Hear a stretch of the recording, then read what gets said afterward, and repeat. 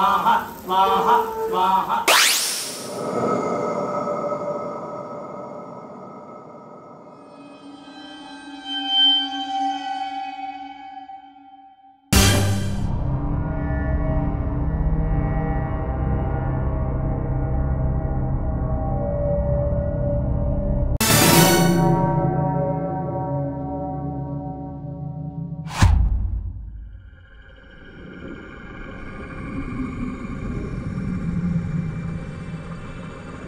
আপনি কি জানেন, বাংলাদেশের বুকে এমন কিছু রহস্যময় স্থান আছে যেগুলোর রহস্য আজও অমীমাংসিত?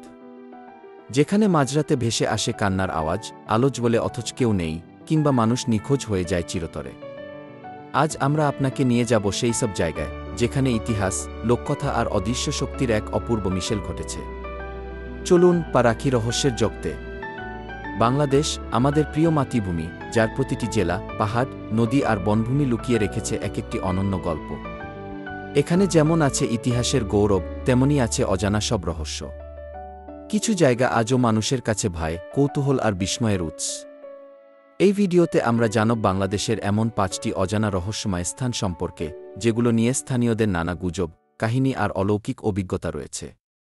এই স্থানগুলো শুধু দর্শনীয় নয়, অনেক ক্ষেত্রে বিপজ্জনকও। চলুন একে একে জেনে নেওয়া যাক সেগুলোর রহস্য।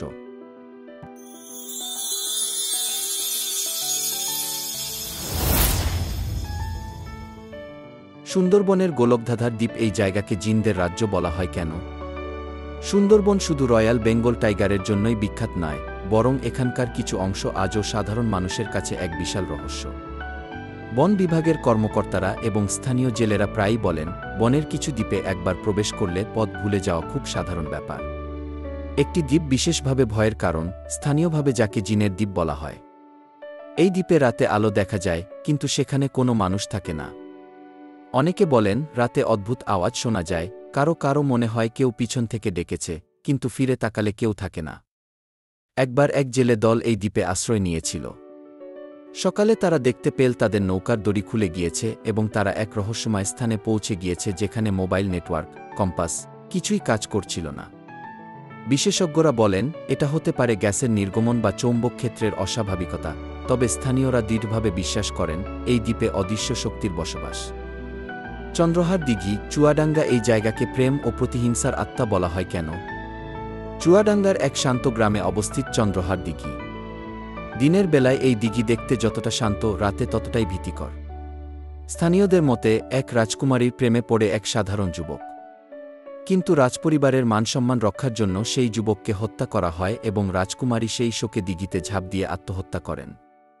এরপর থেকে প্রতি পূর্ণিমার রাতে দিঘির পাড়ে কাঁদতে কাঁদতে হেঁটে যাওয়া এক নারীর ছায়া দেখা যায় বলে দাবি করেন বহু স্থানীয়। অনেকে দিঘির পাশে অদ্ভুত ঠান্ডা অনুভব করেন, কেউ কেউ নাকি তন্দ্রার মধ্যে সেই নারীর ডাকও শুনেছেন। 1980 সালের দিকে এক তরুণ পর্যটক এখানে ঘুরতে এসে দিঘির পাড়ে বসেছিলেন। তার সাথীরা বলেছিলেন, সে নাকি আচমকা উঠে দিঘির দিকে হেঁটে যায় এবং তারপর আর কখনো তাকে খুঁজে পাওয়া যায়নি। তেঁতুলিয়া মহাশ্মশান। এই জায়গাকে অদৃশ্য কণ্ঠস্বরের আতঙ্কের কারণ কি? পঞ্চগড় জেলার তেঁতুলিয়ার একটি শ্মশানঘাট বহু বছর ধরেই ভয়ের জায়গা হিসেবে পরিচিত। দিনে মানুষজন স্বাভাবিকভাবে আসে, তবে সূর্যাস্তের পর এই শ্মশান একেবারে জনশূন্য হয়ে যায়। রাত 12টার পর অনেকেই সেখানে অদ্ভুত কণ্ঠস্বর শুনেছেন, যেন কেউ বলছে, আমাকে বাঁচাও, এখানে এসো না। 2009 সালে এক গবেষক ইলেকট্রনিক ভয়েস ফেনোমেনা রেকর্ড করেছিলেন এই শ্মশানে, এবং তার রেকর্ডে স্পষ্ট শোনা যায় একজন নারীর ভয়ঙ্কর কণ্ঠে কান্না। একাধিকবার এখানে আগুন লাগার ঘটনা ঘটেছে, তবে আশ্চর্যভাবে কোনো আগুনই বেশিক্ষণ স্থায়ী হয়নি, যেন কেউ এসে নিভিয়ে দিয়েছে। স্থানীয় হিন্দু ও মুসলিম সম্প্রদায়ের মানুষরা বলে থাকেন, এখানে মৃত আত্মারা রাত্রে ঘোরাঘুরি করে। লালমাই পাহাড়কে হারিয়ে যাওয়া পথ বলার কারণ? কুমিল্লার লালমাই পাহাড় ইতিহাসে বৌদ্ধ ধর্মের এক গুরুত্বপূর্ণ স্থান হিসেবে পরিচিত। তবে স্থানীয়রা মনে করে এই পাহাড়ে সন্ধ্যার পর প্রবেশ করাটা বিপজ্জনক। অনেকেই বলেন, পাহাড়ে ঢোকার পর পরিচিত রাস্তা আর খুঁজে পান না। 1 ঘন্টার রাস্তা 3 ঘন্টা লাগে, বা অনেকেই অজ্ঞান হয়ে পড়েন। 1995 সালে এক পর্যটক দল সন্ধ্যায় সেখানে ক্যাম্পিং করতে গিয়ে নিখোঁজ হয়। 3 দিন পর তাদের 3 জনকে একটি গাছের গুড়িতে অচেতন অবস্থায় পাওয়া যায়। তারা কিছুই মনে করতে পারেনি, শুধু বলেছিল, আলো ছিল, কিন্তু কেউ ছিল না। 2010 সালে কেউ কেউ এখানে আকাশে ঘুরে বেড়ানো গোল আলো দেখার কথা বলেন। স্থানীয় এক বৃদ্ধ বলেন, পাহাড় পাহারা দেয় কেউ, কিন্তু সে মানুষ না। রামু পাহাড়, কক্সবাজার এই জায়গাকে মৃতদের শহর বলা হয়। রামু পাহাড়ে একটি পরিত্যক্ত বৌদ্ধ মঠ আছে, যা এখন ধ্বংসপ্রাপ্ত। এই মঠ নিয়ে মানুষের কৌতূহল বহু পুরনো। অনেকে বলেন, এখানে গেলে মোবাইল ঘড়ি বন্ধ হয়ে যায়, কিছু ইলেকট্রনিক ডিভাইস অকার্যকর হয়ে পড়ে। 1997 সালে এক বৌদ্ধ ভিক্ষু এখানে ধ্যান করতে গিয়ে নিখোঁজ হন। পরবর্তীতে তার শুধু চটি জোড়া পাওয়া যায়, আর কিছু না। তারপরে কেউই রাতে এখানে ধ্যান করেন না। রাত্রে মাঝে মাঝে মঠের ভেতর থেকে ভেসে আসে ঘণ্টাধ্বনি বা মন্ত্রোচ্চারণের আওয়াজ, কিন্তু মঠ তো বহু আগেই বন্ধ। ছবি তুলতে গেলে অনেক সময় ক্যামেরা কাজ করে না বা অদ্ভুত অস্পষ্ট ছবি আসে। এই স্থানগুলো নিয়ে হয়তো বিতর্ক আছে, অনেক ঘটনা নিছক কল্পনাও হতে পারে। কিন্তু যখন আপনি নিজে কোনো অলৌকিক অভিজ্ঞতার মুখোমুখি হবেন, তখন আপনি বুঝবেন, সবকিছু বিজ্ঞানে ব্যাখ্যা করা যায় না।